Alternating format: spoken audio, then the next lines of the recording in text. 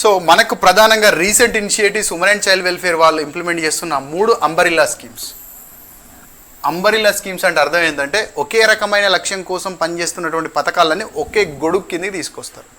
ఒక్కొక్క దానికి ఒక్కొక్క బడ్జెట్ అలొకేషన్ లేకుండా అందరికి కలిపి ఒకటే పద్దు కింద బడ్జెట్ ఫెసిలిటీ కోసం ఇట్లా చేస్తారు. గొడుగు పథకాలు అంటాం మనం. అంటే ఒక చిన్న చిన్న పథకాలన్నీ కలిపి ఒక పెద్ద పథకంగా తయారు చేస్తారు. సో ఇందులో ఇవి ఎప్పుడు స్టార్ట్ చేశారంటే 2021-22 నుంచి ఈ గొడుగు పథకాలు ఇంప్లిమెంట్ చేయడం మొదలుపెట్టారు. ఈ ఉమెన్ అండ్ చైల్డ్ వెల్ఫేర్కి సంబంధించిన ముఖ్యమైన 3 గొడుగు పథకాలు ఏంటంటే mission Poshan 2.0, mission Vatsalya and mission Shakti. Mission Poshan 2.0, mission Vatsalya and mission Shakti. So ఈ ఫర్దర్గా మనం ఎలాబొరేటెడ్గా చూద్దాము. సో మిషన్ పోషన్ ఇక్కడ ఉంది కదా, దీన్నే మిషన్ పోషన్ అంటాం. సాక్ష్యం అంగన్వాడీ అని కూడా అంటాం. ఇది ఆల్రెడీ ఇంతకుముందు మనం 2018లోనే స్టార్ట్ చేశారు కాబట్టి ఇది అంబరిల్లా స్కీమ్లో తీసుకొచ్చిన తర్వాత పోషన్ 2.0 అండ్ సాక్ష్యం అంగన్వాడీ అని పిలుస్తారు. సో దీనికోసం కేంద్రం ఎంత బడ్జెట్ కేటాయించింది? 2023లో 20,554 కోట్ల రూపాయల బడ్జెట్ కేటాయించింది. ఇట్లాంటి ఇంపార్టెంట్ మిషన్ అంబరిల్లా స్కీమ్స్కి అడుగుతారు బడ్జెట్ ఎంత కేటాయించారు. అందుకే చెప్తున్నాను 20,554 కోట్లు ఒక సంవత్సరంలో ఖర్చు పెట్టడానికి కేటాయించింది.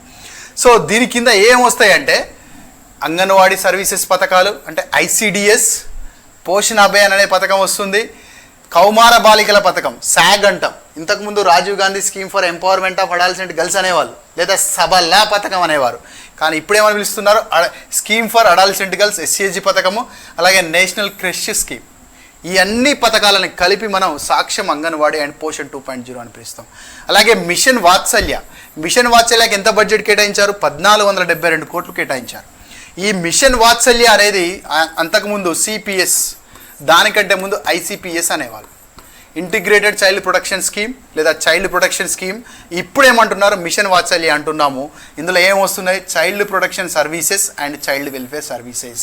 అంటే జేజేబీ ద్వారా బాలాపరాధుల్ని సంస్కరించడం, చైల్డ్ వెల్ఫేర్ కమిటీల ద్వారా చిల్డ్రన్ నీడ్ ఆఫ్ కేర్ని ప్రొటెక్ట్ చేయడం, కారా ద్వారా వారికి సంరక్షణ కల్పించడం, ఈ యొక్క అనాథ పిల్లలకి అన్ని రకాల కుటుంబంలో ఎలాంటి సంరక్షణ విద్య అందిస్తున్నాయి అలాంటివన్నీ అందించడానికి జిల్లా స్థాయిలో జేజేబీలు, సిడబ్ల్యూసీలు, కారాలు, రాష్ట్ర స్థాయిలో స్టేట్ అడాప్షన్ రిసోర్స్ ఏజెన్సీలు, అలాగే 1098 అనేటువంటి సర్వీసు, ఇవన్నిటిని ఇంప్లిమెంట్ చేయడం. అలాగే మిషన్ వాత్సల్య కింద అనాథ పిల్లలకి ఒక్కొక్కరికి నెలకు 4,000 రూపాయలు ఐసిడిఎస్ ప్లాట్ఫామ్ ద్వారా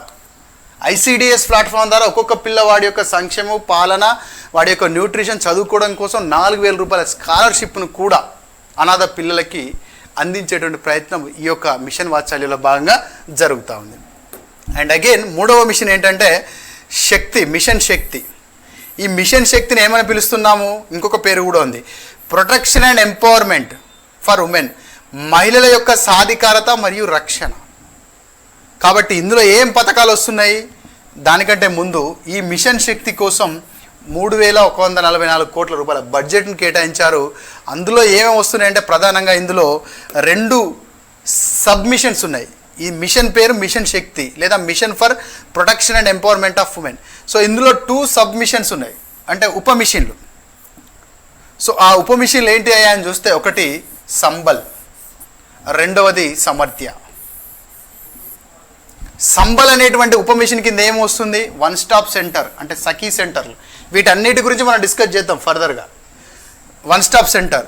రెండవది మహిళా పోలీస్ వాలంటీర్లు, ఉమెన్ హెల్ప్ లైన్, అలాగే బేటీ బచావో బేటీ పడావో, అలాగే నారీ అదాలత్స్. ఈ పథకాలన్నీ కలిసి సంబల్ అనేటువంటి ఉపమిషన్ కింద ఉంటాయి. అలాగే సమర్థ్య అనేటువంటి ఉపమిషన్ కింద ఏమున్నాయి?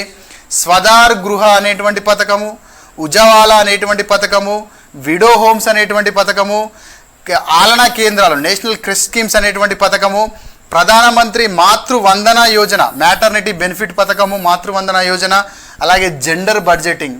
ఇలాంటి పథకాలన్నీ కూడా ఉపమిషన్ అయినటువంటి సమర్థ్యలో ఉన్నాయి. వీటి కోసం ఎంత బడ్జెట్ కేటాయించారు? 3,144 కోట్లు ఈ సంవత్సరం బడ్జెట్లో కేటాయించారు. వీటినన్నింటినీ మనం ఫర్దర్గా డీటెయిల్గా చూద్దాము. ఇక్కడి వరకు మీరు గుర్తుపెట్టుకోండి, ఏ మిషన్ కింద ఏ పథకాలు వస్తాయి, ఎంత బడ్జెట్ ఉంటుందన్న విషయం గుర్తుపెట్టుకోండి. సో ఓవరాల్గా చూసినప్పుడు ఈ ఆర్థిక సంవత్సరానికి ministry of women and child development has been allocated 25,499 crores. 25,499 crores. అది ఎంత అంటే లాస్ట్ ఇయర్తో పోల్చినప్పుడు 6% అదనంగా ఈ 3 మిషన్లకి కేటాయించడం జరిగింది.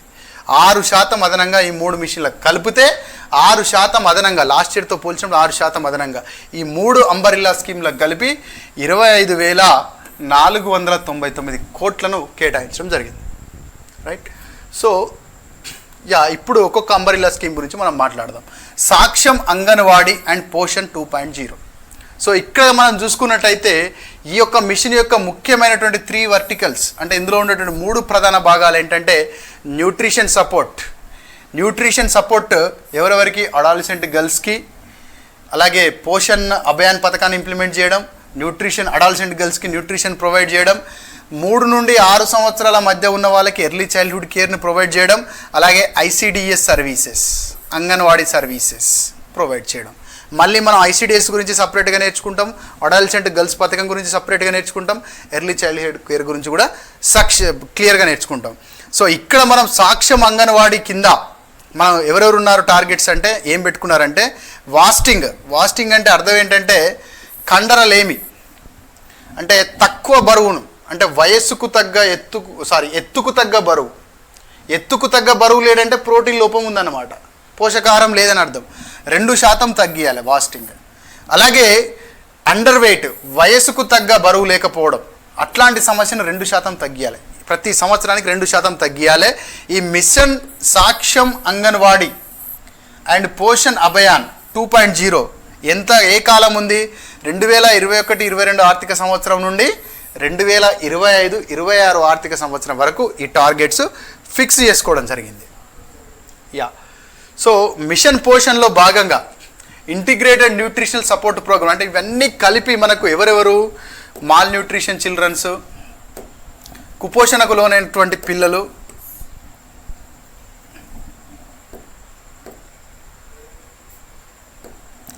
కుపోషణకు లోనైనటువంటి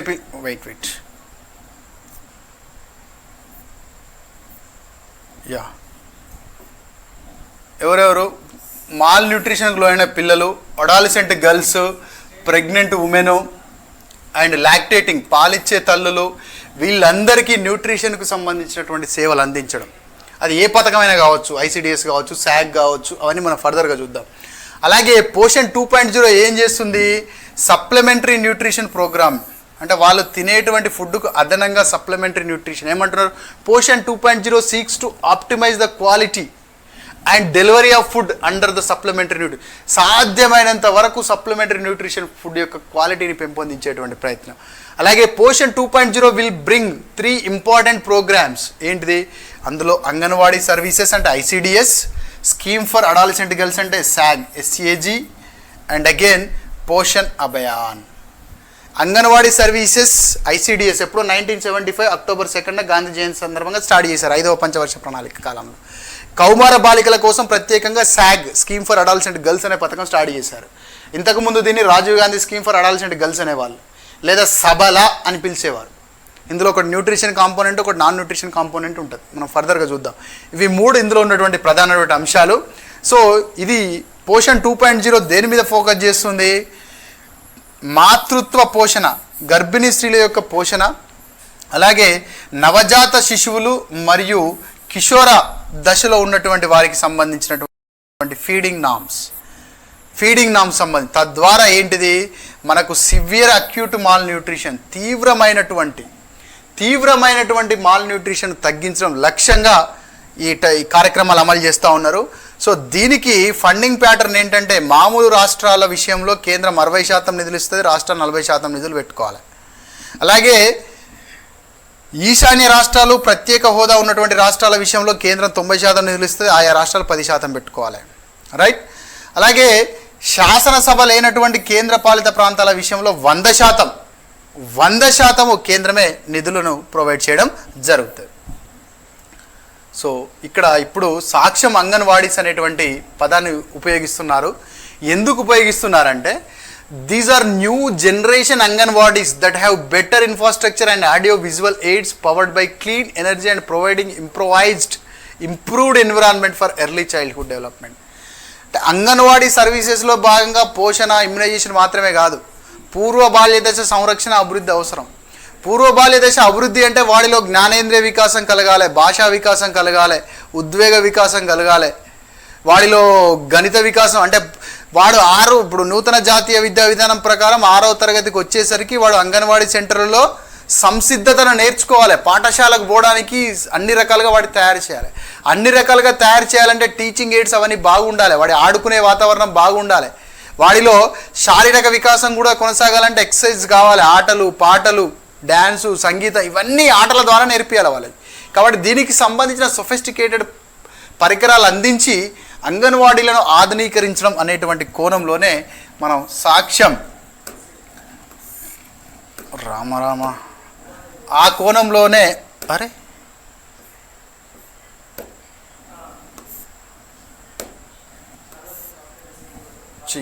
ఇది ఆడుకుంటుంది ఈరోజు టేబుల్.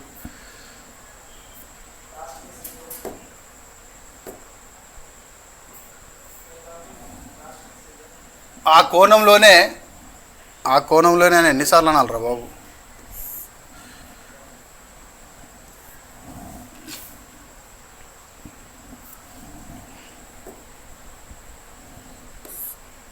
ఆ కోణంలోనే సాక్ష్యం అంగన్వాడీ అని పిలుస్తారు, అది మీరు అర్థం చేసుకోవాలి. ఓకే, సో ఇక్కడ ఇందులో భాగంగా 2 lakhs అంగన్వాడీ సెంటర్స్ దేశవ్యాప్తంగా ఉన్నటువంటి అంగన్వాడీ సెంటర్లో 2 లక్షల అంగన్వాడీ సెంటర్లను ఇక్కడ అనౌన్స్ చేయాలని ఎంత 2022-23 బడ్జెట్లో అన్ని అంగన్వాడీ సెంటర్లను సాక్ష్యం అంగన్వాడీస్గా అధునాతన టీచింగ్ సౌకర్యాలు, అధునాతన టీచింగ్ ఎయిడ్స్, పిల్లల యొక్క సమగ్ర వికాసం 3 నుండి 6 సంవత్సరాల మధ్య ఉన్నటువంటి పిల్లల యొక్క సమగ్ర వికాసం కల్పించే విధంగా ఈ అంగన్వాడీ సెంటర్లను మార్చాలని ఈ యొక్క టార్గెట్ పెట్టుకోవడం జరిగింది.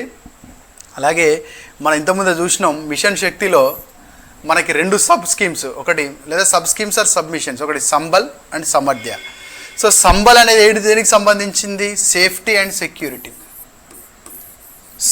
మహిళల యొక్క సేఫ్టీ సెక్యూరిటీకి సంబంధించి. ఇందులో భాగంగా ఈ సఖీ సెంటర్లు, ఉమెన్ హెల్ప్ లైన్ నంబర్స్ 181, అలాగే బేటీ బచావో బేటీ పడావో, ఇవి 3 కూడా సేఫ్టీకి సెక్యూరిటీకి సంబంధించినవి. 1 స్టాప్ సెంటర్స్ ఏమో మహిళలు ఎదుర్కొంటున్న అన్ని రకాల సమస్యలకు సింగిల్ విండో పరిష్కారం. ఫర్దర్గా మాట్లాడదాం దాని గురించి. ఇది ఉమెన్ హెల్ప్ లైన్ కూడా, వీటికి ఉమెన్ హెల్ప్ లైన్ ద్వారానే సఖీ సెంటర్కి వస్తారు. అలాగే బేటీ బచావో బేటీ పడావో అంటే బాలికల సంరక్షణ, ఫోర్టిసైడ్ నుంచి అంటే గర్భస్థ శిశు హత్యల నుంచి వాళ్ళని సంరక్షించడం, ఎలా పీసీపీఎన్డీటీ చట్టాన్ని సమర్థవంతంగా అమలు చేసి. సో బాలికల పట్ల కుటుంబం, సమాజం యొక్క ధోరణిలో మార్పు తీసుకురావడం, ఆడపిల్లని పుట్టనివ్వాలి, చదవనివ్వాలి, ఎదగనివ్వాలి. ఈ కోణంలో ఏర్పాటు చేసినటువంటి పథకం బేటీ బచావ్ బేటీ పడావ్. కాబట్టి సేఫ్టీకి సెక్యూరిటీకి సంబంధించినవి సంబల్ పథకంలో భాగంగా. దీంతో భాగంగా నారీ అదాలత్స్ కూడా దీనికి యాడ్ చేయడం జరిగింది. అలాగే సమర్థ్యలో కనుక చూసినట్టయితే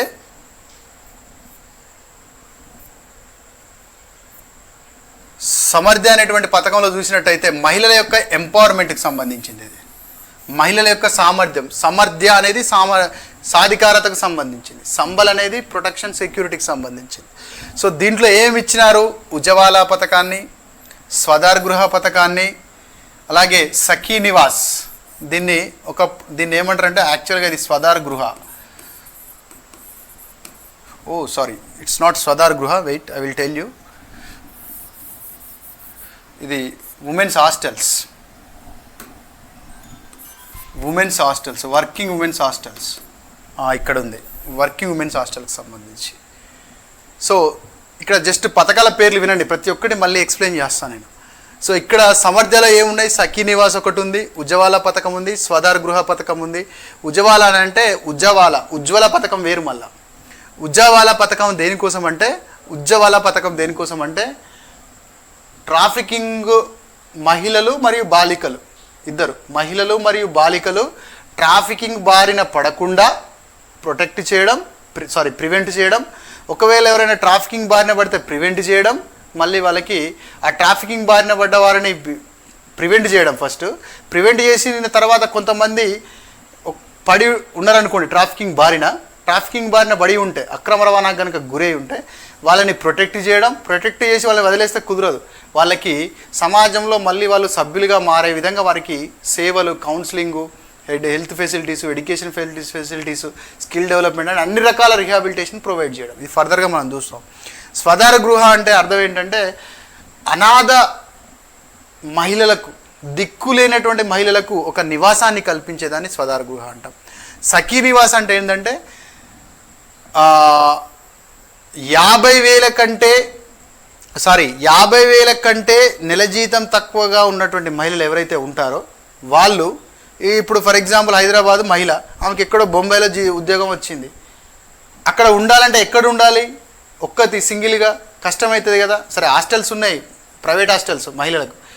అట్లా ప్రైవేట్ హాస్టల్స్ ఎలా అయితే మహిళలకు సేవలు అందిస్తున్నాయో డబ్బులు తీసుకొని, గవర్నమెంటు అలా వర్కింగ్ ఉమెన్కు ఫ్రీగా హాస్టల్ ప్రొవైడ్ చేస్తుంది. బట్ కండిషన్ ఏంటంటే పెద్ద నగరాల్లో అయితే 50,000 లోపు ఇన్కమ్ ఉండాలి, వాళ్ళకి ఫ్రీ ఫెసిలిటీ. చిన్న నగరాల్లో అయితే 30,000 కంటే తక్కువ ఇన్కమ్ ఉండాలి. అట్లాంటి వాళ్ళకు వర్కింగ్ ఉమెన్స్కి హాస్టల్ ఫెసిలిటీ ఫ్రీగా కల్పిస్తుంది. సో వీటి గురించి మనం ఫర్దర్ చూద్దాము. అలాగే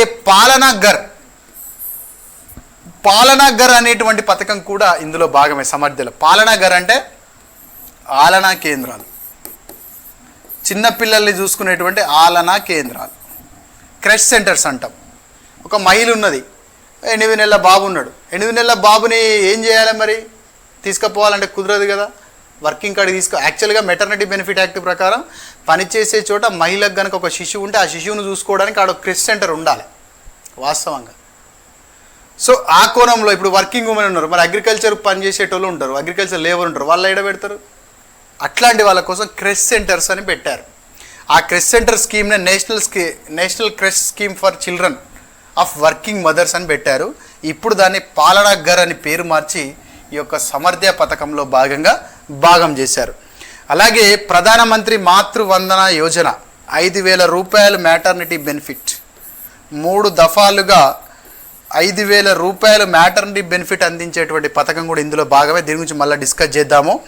అలాగే integrated child development services also మనకు ఇప్పుడు కొన్ని అంటే which have been under the umbrella అంటే the Pradhan Mantri Matru Vandana Yojana which have been under the umbrella ICDS scheme till now are also subsumed. అంటే ఇంతకుముందు అంబరిల్లా ఐసిడిఎస్ పథకంలో భాగంగా ఉన్నటువంటి ప్రధానమంత్రి మాతృవందన యోజనను కూడా తీసుకొని వచ్చి ఇప్పుడు సమర్థ్య అనేటువంటి పథకంలో భాగంగా చేయడం జరిగింది.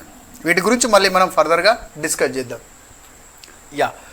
ఇవి 3 కూడా so the sub schemes of Sambhal will be implemented as a central sponsored schemes with 100% central funding. ఇది గుర్తుపెట్టుకోవాలి. ఇది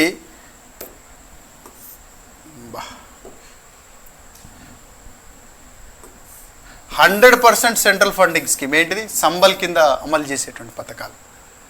ఎందుకంటే మనకు నిర్భయ ఫండ్ అని 2013వ సంవత్సరంలో 2012 డిసెంబర్లో నిర్భయ సంఘటన జరిగిన తర్వాత దీని మీద జేజే వర్మ కమిటీ వేసారు. ఈ జేజే వర్మ కమిటీ సూచనల మేరకు నిర్భయ ఫండ్ని ఏర్పాటు చేశారు 2013వ సంవత్సరంలో. ఆ నిర్భయ ఫండ్ ద్వారా దీన్ని అమలు చేస్తారు. నిర్భయ ఫండ్ కింద చాలా పథకాలు అమలు చేస్తున్నారు, అవన్నీ మనం చూద్దాం. అలాగే సమర్థి పథకం కింద అమలు చేసేటువంటి పథకాల్లో 60% కేంద్రం ఇస్తుంది, 40% రాష్ట్రాలు భరించాలి. సో అలాగే ఎక్కడెక్కడైతే ప్రత్యేక హోదా ఉన్నటువంటి రాష్ట్రాలు ఉంటాయో ఆ ప్రత్యేక హోదా ఉన్నటువంటి రాష్ట్రాల విషయంలో ఇక్కడ 9 ఉంది, 9 కాదు, 90% కేంద్రం ఇస్తుంది, 10% ఆయా రాష్ట్రాలు, ఈశాన్య రాష్ట్రాలు మరియు ప్రత్యేక హోదా ఉన్నటువంటి రాష్ట్రాల విషయంలో. అలాగే కేంద్ర పాలిత ప్రాంతాలు, అసెంబ్లీ లేనటువంటి కేంద్ర పాలిత ప్రాంతాల విషయంలో 100% కేంద్రమే ఇస్తుంది. ఒకవేళ పాండిచ్చేరికి అసెంబ్లీ ఉందో, ఢిల్లీకి అసెంబ్లీ ఉందో, అవి 2 కేంద్ర పాలిత ప్రాంతాలే, వాటికి 90.10 రేషియోలో యొక్క నిధులని కేంద్రం మరియు రాష్ట్రాలు భరించవలసి ఉంటుంది. రైట్.